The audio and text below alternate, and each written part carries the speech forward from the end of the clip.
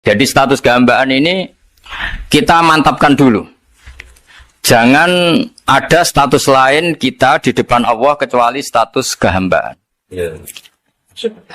Saya punya analogi dan itu saya ulang-ulang karena di antara ciri Quran itu mengulang-ulang sesuatu yang harus jadi pegangan. Saya ulang lagi, di antara ciri Quran itu mengulang-ulang sesuatu yang jadi pegangan. Jika kita belajar ilmu fisika atau ilmu apa saja, maka kita akan bicara materi sesuai statusnya. Jadi kita harus latihan untuk iman kepada Allah. Saya tanpa mengurangi rasa hormat, saya memberi contoh begini ya.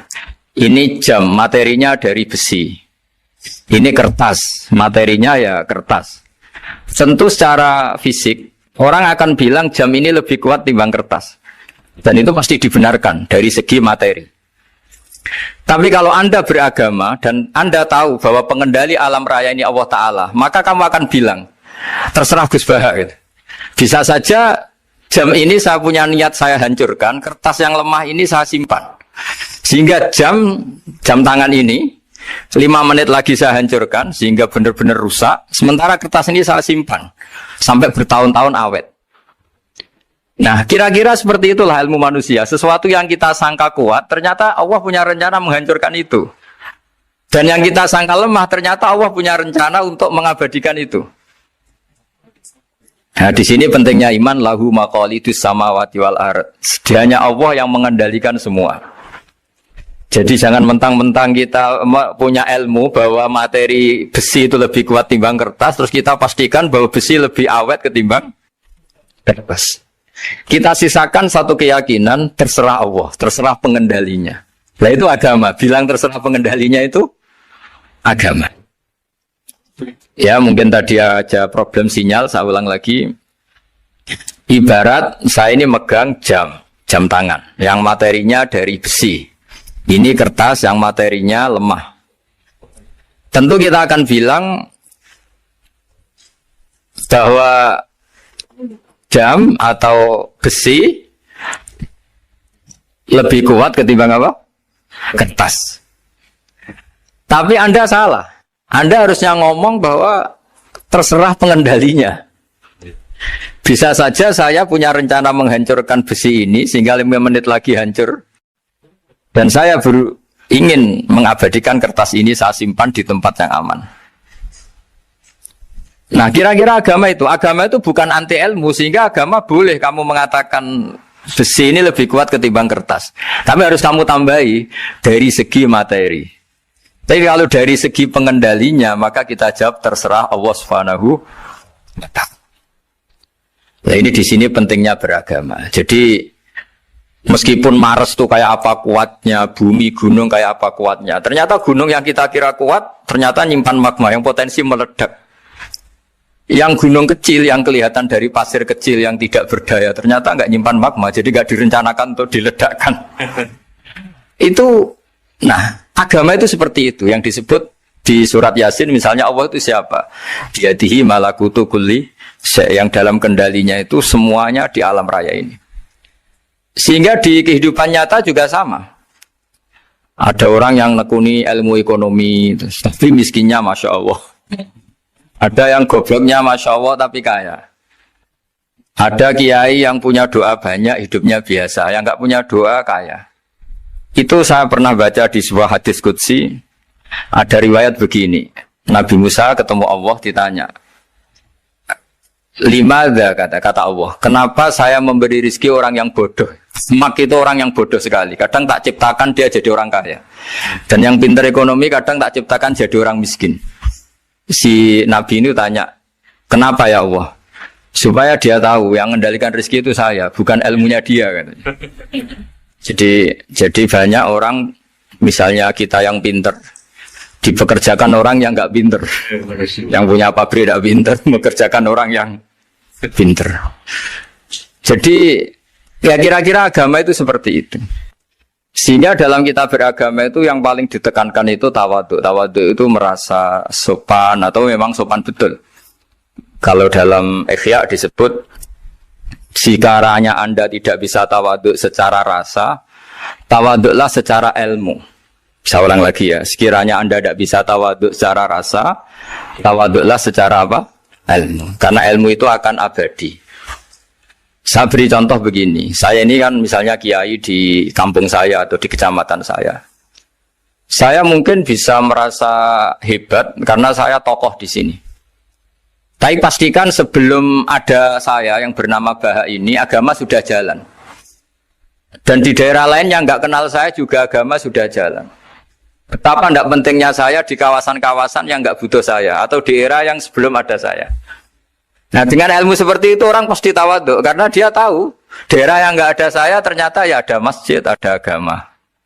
Periode yang sebelum ada saya juga agama jalan. Sehingga kita tidak kumo luhur, wah kalau nggak ada saya agama nggak jalan. Zaman Wali Songo tidak ada saya agama ya jalan. Ekonomi juga gitu. Kalau Anda pakar ekonomi yang mensejahterakan rakyat, cara tawaduk itu kalau nggak bisa dengan rasa, dengan ilmu. Sebelum ada kamu banyak orang kaya, banyak orang yang nggak kenal kamu juga kaya. Banyak periode yang saat itu udah ada Anda juga kaya. Berarti Anda ini tidak siapa-siapa. Makanya saya pernah didatangin seorang profesor. Ini kisah nyata. Gus, sebetulnya saya dengan bapak saya itu pinter mana. Bapak saya itu tidak tamat SD. Tapi saya bisa profesor. Saya ini profesor. Anak saya naik kelas saja sudah senangnya bukan main. Setidaknya ini orang bodoh bisa menciptakan orang pinter. Yang orang pinter kesulitan menciptakan orang pinter lagi. Nah, kalau kita tidak bisa tawaduk secara rasa, tawaduklah secara ilmu. Ikhlas juga gitu. Saya sering ngajarkan ikhlas di beberapa kesempatan ngaji. Kalau Anda tidak bisa ikhlas secara rasa, ikhlaslah secara ilmu. Pasti bisa. Bukan mungkin bisa, pasti bisa. Secara ilmu. Makanya di Quran disebut fa'lam annahu la ilaha illallah. Ilmu. Fa'lam itu dari kata ilmu. Saya beri contoh. Saya mulai kecil sampai sekarang. Sekarang saya sekitar umur 50 tahun. Mulai kecil sampai sekarang itu ya bilang kalau kertas ini putih. Itu ya ada yang gaji, ada yang bayar. Tapi saya selalu bilang kertas ini putih. Yang hitam ya saya katakan hitam, yang merah saya katakan merah. Kenapa? Karena itu fakta. Saya ulang lagi, karena itu fakta. Sehingga saya untuk mengatakan putih tidak perlu ada yang bayar. Sehingga ketika kita latihan sholat, latihan ibadah, dan mengakui Allah itu sebagai Tuhan kita akan malu. Loh, faktanya Allah itu kan Tuhan. Mau mengatakan fakta kok minta upah ini gimana?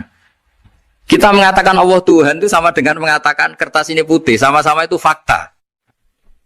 Sama seperti saya mengatakan Pak Jokowi itu presiden kami. Itu kan fakta. Masa nunggu kalau dikasih BLT katakan presiden, kalau enggak ya enggak. Itu kan ribet jadi. Pak Manut misalnya rektor UGM.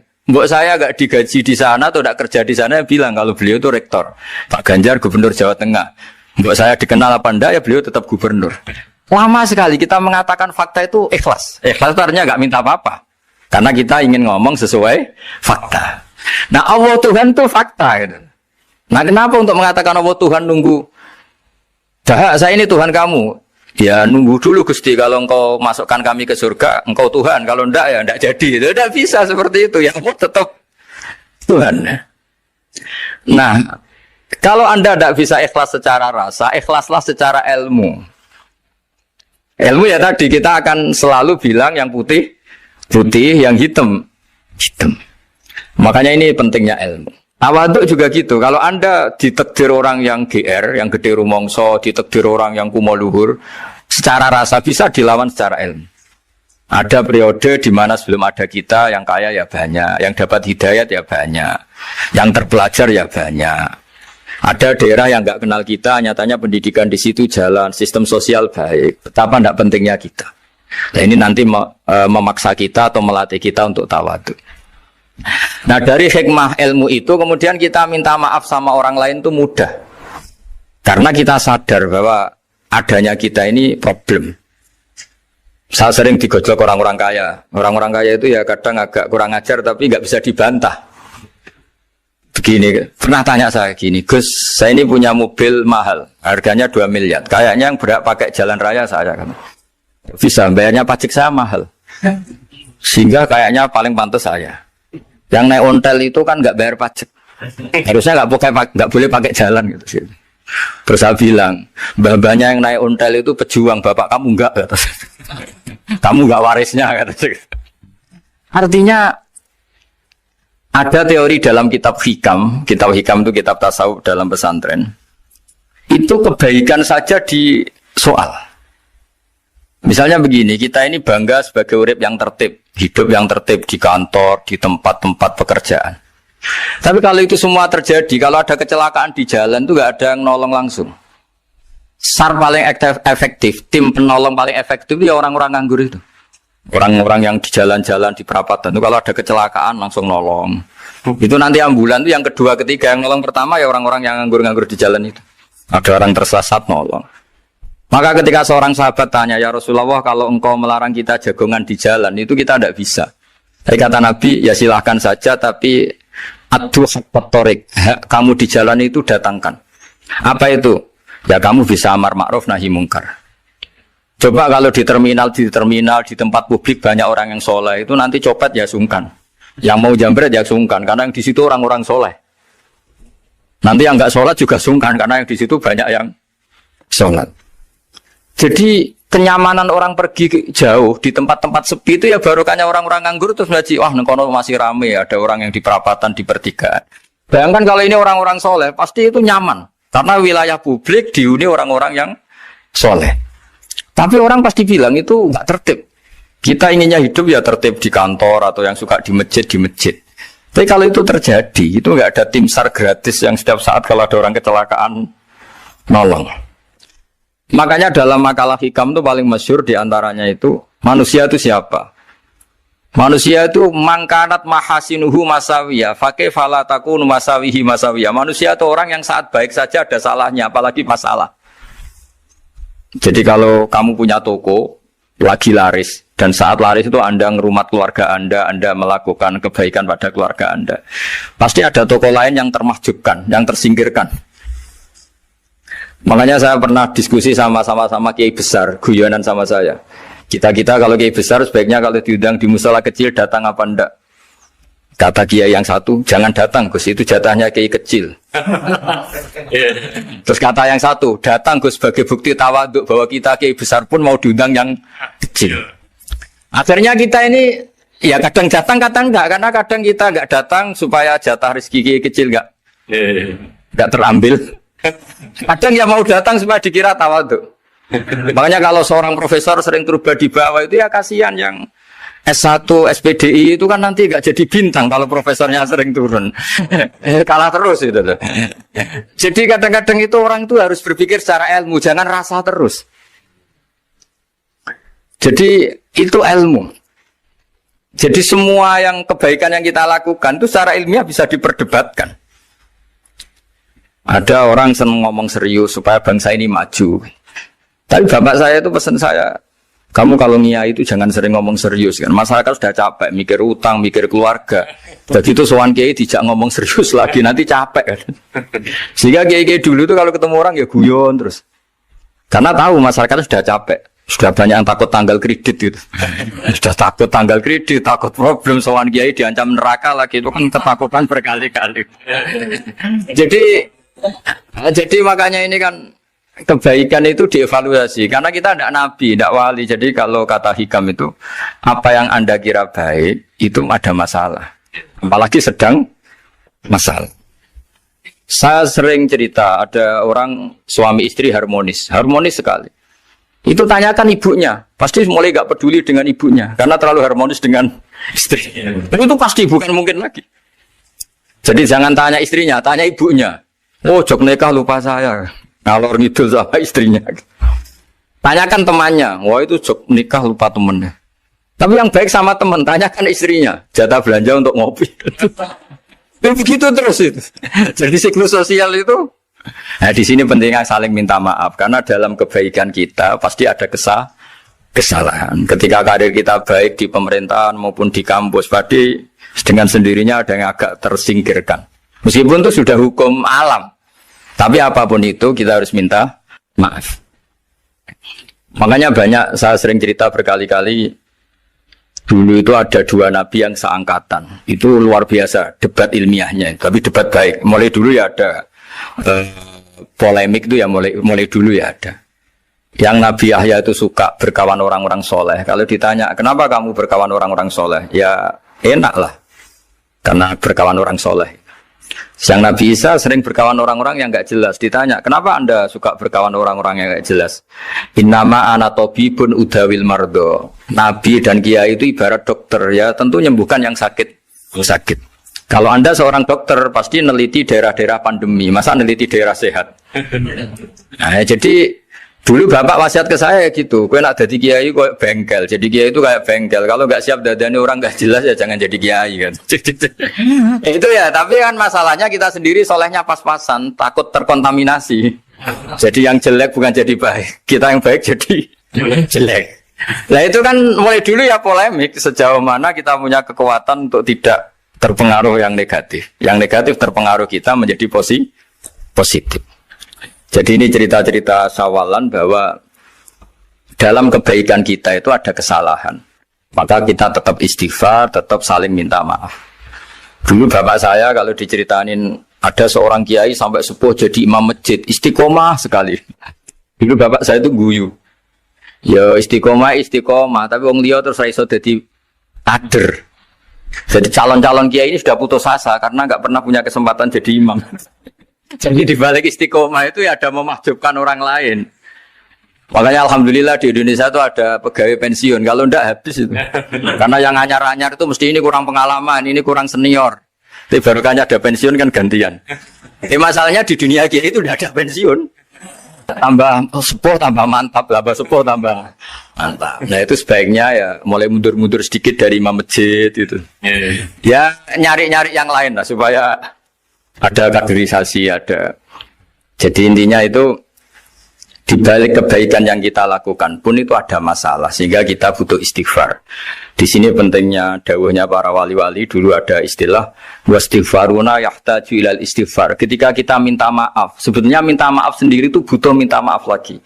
Minta maaf lagi itu butuh minta maaf lagi. Misalnya saya dengan Mas Hilmi ini akrab, pernah pakai uangnya misalnya.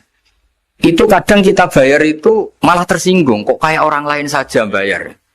Minta maaf juga gitu, kalau kamu punya teman akrab, terus minta maaf resmi itu tersinggung. Kayak wong liya ae jaluk sepuro.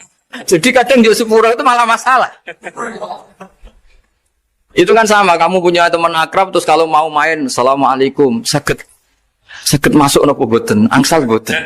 Boleh enggak main, itu mesti teman kamu tersinggung. Kok kayak orang lain saja. Artinya ketika Anda merasa benar karena protokoler ketika masuk ke teman, ternyata itu salah. Teman kamu maunya enggak protokoler karena sudah akrab. Tapi ketika kita merasa akrab, ternyata selonang-selonang dianggap problem, kita tidak pernah tahu. Nah di sini kata ulama-ulama, minta ampun itu kebutuhan manusia. Karena dalam kebaikan kita, pasti ada kesalahan. Makanya disebut, wastighfaruna yahtaju ilal istighfar. Kita selalu diajari Rabbana zalamna anfusana, ya Allah, kita ini selalu mendolimi diri kita sendiri. Jadi saat kita baik pun ada unsur kesalahan. Yaitu tadi, kalau Anda jadi orang pasti ada yang termahjubkan. Kalau Anda kiai besar atau profesor atau pejabat turun ke bawah. Ya kalau gubernur turun terus ya bupati gak jadi bintang. Kalau saya kiai besar misalnya turun terus ya kiai kampung itu ya kasihan. Yang saya pernah diundang Manakipan tidak datang itu kiai kecil bilang matur nuwun Gus gak teko. Aduh iwake gak untuk saya katanya. Barokahnya saya ada. Itu lucu ya matur nuwun betul. Matur nuwun Gus jenengan gak dugi jadi. Akhirnya jatah besarnya untuk saya.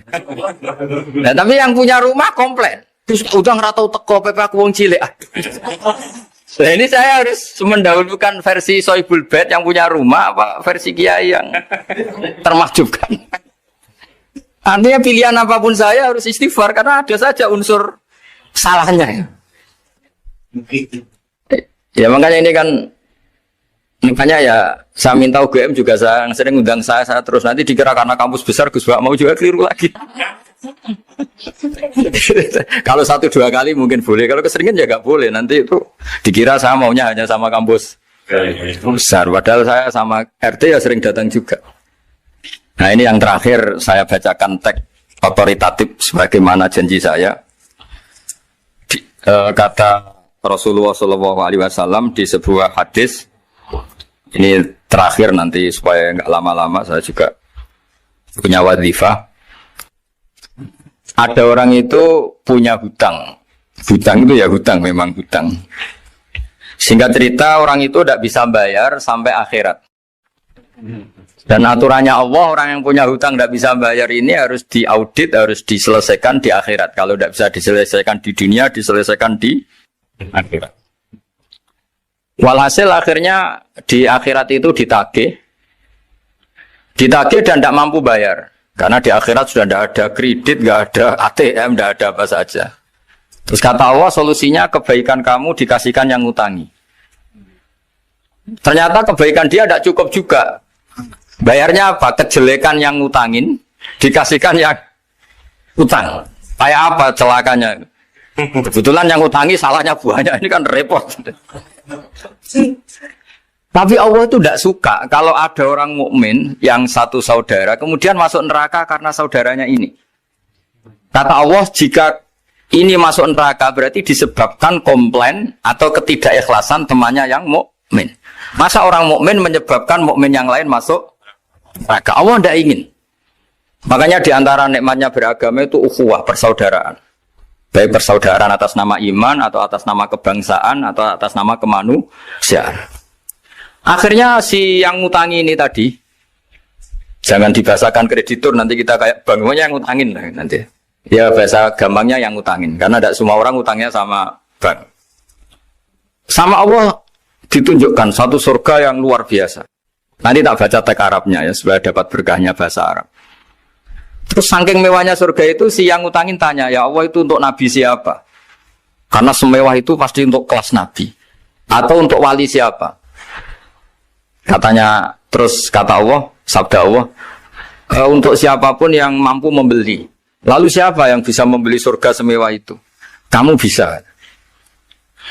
Terus, dengan apa ya Allah? Kamu mengampuni teman kamu itu. Kamu bebaskan dari utangnya. Nanti tak kasih surga itu. Terus, akhirnya sama Allah, kata orang itu, ya Allah saya bebaskan. Ya sudah, kamu berdua masuk surga. Karena Allah tidak ingin ada kasus aneh. Dua orang mukmin ini kan bersaudara. Masa bersaudara kemudian yang satu menjadi penyebab masuknya neraka karena ini tidak mau memaafkan. Artinya kalau kita sawalan itu harus benar-benar mau memaafkan, karena kalau tidak Anda menjadi penyebab teman kamu masuk neraka. Jadi kita janganlah jadi orang mukmin yang menjadi problem bagi saudara kita. Jadi makanya saya itu berharap ada wali utang saya tidak bisa bayar, karena ini masih dibela-belain Allah ini. Karena Allah nggak ikhlas kalau ada walinya masuk neraka. Jadi kalau ada wali utang kamu, itu utangin saja, doain nggak bisa nyaur, no? Nggak bisa bayar. Nanti ini akan dibela-belain Allah di akhirat. Karena wali ini nggak pantas masuk neraka. Ya, jadi kalau ada wali utang kamu mau bayar, sudah Anda tidak usah bayar, nanti di akhirat saja. Lah yang ribet kalau yang kamu utangin dia ahli neraka, kamu nagihnya disuruh masuk neraka. Nah, itu ribet itu. Sudah utang dia ahli neraka. Ya tak baca teksnya supaya ini ada di kitab Ihya halaman 197 juz 2. Status hadisnya waqala sahihul isnad, kata Imam Hakim, hadis ini sahihul isnad. Saya baca Arabnya nanti insyaallah sebagian ya supaya kelihatan teks aslinya di bab hukukul muslim. Bainama Rasulullah sallallahu alaihi wasallam jalisun izdhika hatta badat sanayahu. Nabi ketika santai-santai duduk tahu-tahu tertawa sampai gigi depannya itu kelihatan. Jadi tertawa sangat sampai gigi depannya kelihatan. Yang notabene beliau sering hanya senyum, kali ini tertawa betul sampai gigi depannya kelihatan. Faqala Umar radhiyallahu anhu ya Rasulullah bi abi anta wa ummi malladhi adhakaka. Apa yang bikin kau sampai tertawa seperti itu? Qala rajulani min ummati jasaya baina yaday rabbil izzah. Dua lelaki dari umatku sama-sama sungkeman nuntut keadilan di depan Allah. Jasaya itu sungkem, duduk bersimpuh itu kalau dalam bahasa Arab itu apa? Namanya jasiyah. Faqala ahaduhuma ya rabbi khudli madlamati min hadza. Faqala wa rudda ala akhika madlamata. Qala ya rabbi lam yabqali min hasanati syai'un. Faqala wa ta'ala li talib kaifa tasna'u bi akhika wa lam yabqalahu min hasanati syai'un. Faqala ya rabbi falyahmil anni min auzari. Kalau kebaikannya dia tidak cukup, ya salah saya supaya dilimpahkan ke dia. Terus summa fadat aina Rasulillah sallallahu alaihi wasallam bil buka. Nabi di tengah-tengah cerita itu nangis. Senangis-nangisnya karena habis seneng lalu nangis karena ini kan kebaikannya sudah dikasihkan habis enggak cukup. Akhirnya kejelekan yang utangin ini diberikan. Makanya kalau kamu ingin masuk surga, utangi orang-orang soleh sebanyak-banyaknya. Dan doain nggak bisa apa? Nyaur. Tapi tak jamin orang soleh itu nggak suka utang. Karena hidupnya sederhana ini. Kayaknya saya tidak akan utang Mas Ilmi itu. Karena orang soleh itu hidupnya sederhana, pasti tidak butuh. Kalaupun utang paling ya untuk makan kan gampang nyaurnya apa?